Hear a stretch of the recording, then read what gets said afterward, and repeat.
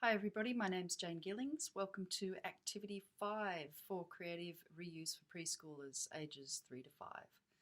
This activity uses cardboard, just any sort of cardboard box, and I've called it lock-in cardboard construction because it's pretty much all about locking cardboard together using a mechanical connection. So it's kind of like a really basic form of Lego, a two-dimensional form of Lego. But we make three-dimensional sculptures and structures out of it. So I've just got a small piece of cardboard here. I'm just going to do a mini version. The great thing about this is that you can create really big pieces from cardboard that stand up and can sort of take over the whole space that you're working in. Again, we're going to be using corrugated cardboard, which is this stuff that has the inner core of corrugations, if you can see them there. So that way there's these little up and down bits of cardboard inside. That's what gives it its strength. And this cardboard bends really well one way, but not so well the other way. So if I try and bend it that way, it doesn't bend very well. So that's across the corrugations that doesn't bend so well. So what I'm going to do, when we create the pieces for the construction, we're going to make sure that the bits that have the slits in them, because we're going to cut some slits, go in the direction of the corrugations.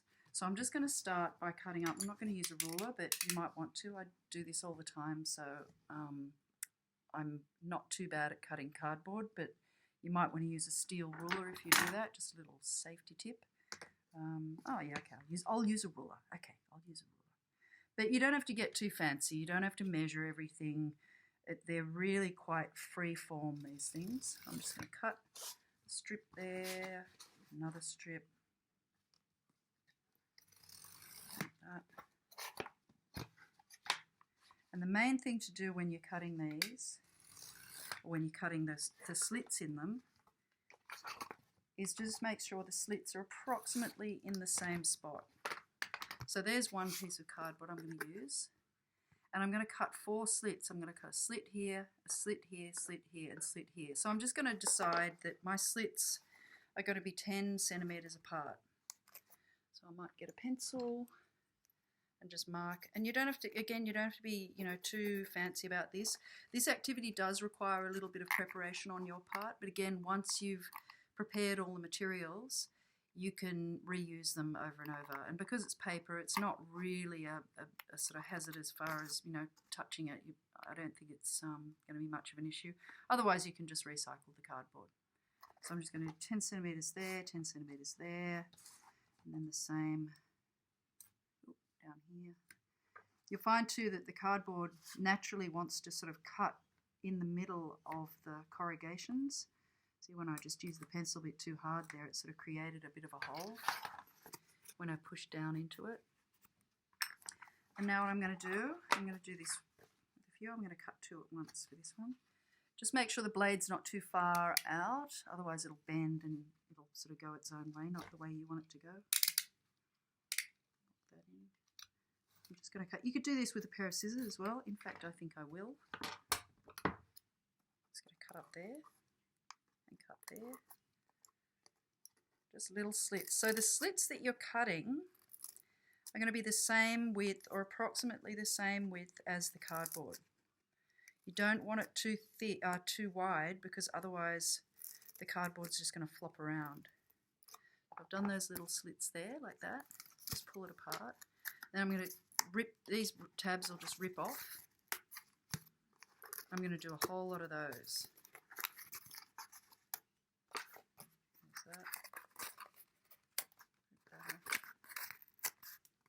So you can go as big as small as you like with this. It's also a good idea to use cardboard that is the same thickness. So it's going to look a bit like that.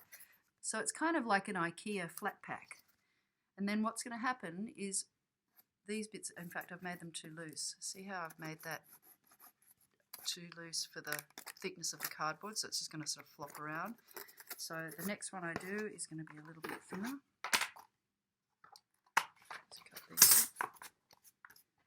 You need to sort of cut them a little bit wide, because if you just do a slit with the knife, it's not really going to work. So again,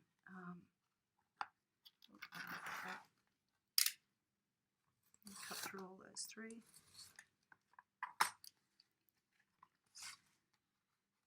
10 centimetres in the middle like that. 10 there.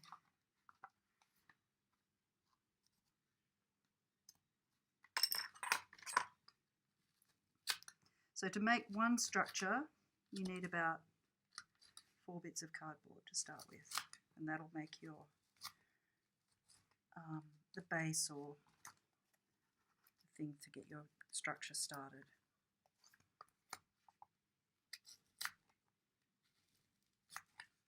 Probably made them too thick again. With most of these activities that I'm showing you, it's really worth just having a little go yourself, because that's when you're going to discover what is and isn't going to work for you.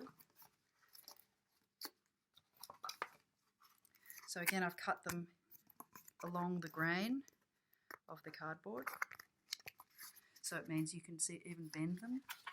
So now what I'm going to do is that's going to go in there. This is where you can start building, creating shapes.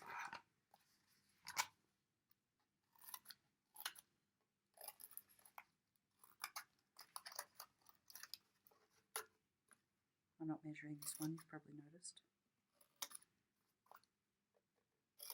But it doesn't really matter, because as long as you do cut them along the grain, they can be bent into whatever shape you like. Actually, I'll turn it around. And you just need to show the kids how these things fit together, and they'll be off. See how that's gone together like that? This is a really sort of basic sort of packaging technique that works really well for kids, and they get it. If they've got good scissors, they could even cut the slits themselves, but it might be a bit challenging for younger kids. One of the things I've done with this as well is to challenge kids to make a really, like, the tallest structure they can make, or to make a structure that's taller than the tallest person in the group, or to make something that's a bit figurative. It's really just a building technique.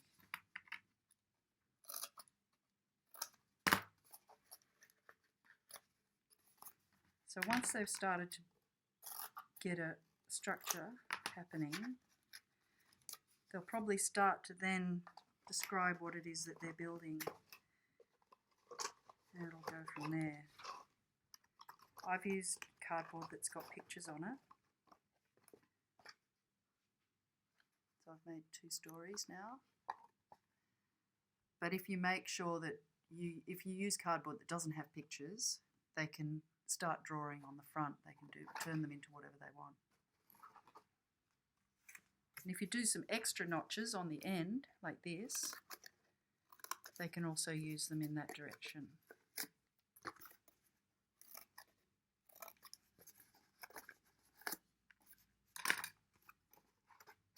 And add bits onto that. Again, this one's too wide.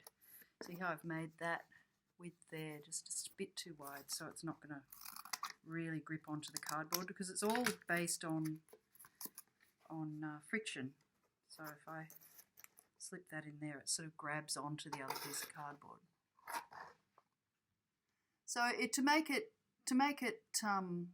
sort of worthwhile, you probably need to make about 20 pieces of cardboard, maybe 30 pieces, but that's probably pretty much all you need.